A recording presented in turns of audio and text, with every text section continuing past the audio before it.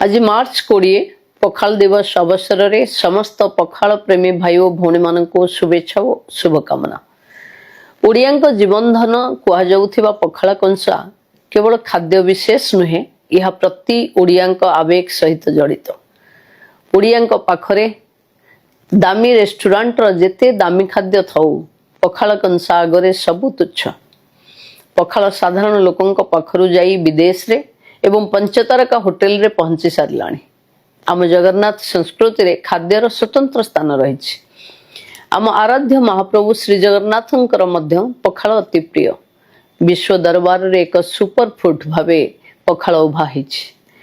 एथिरे थिबा प्राकृतिक लैक्टोबासिलस भली उपकारी बैक्टेरिया आमर पाचन प्रक्रिया और सामग्रिक स्वास्थ्य बा गट हेल्थ पाई वरदान सदृश।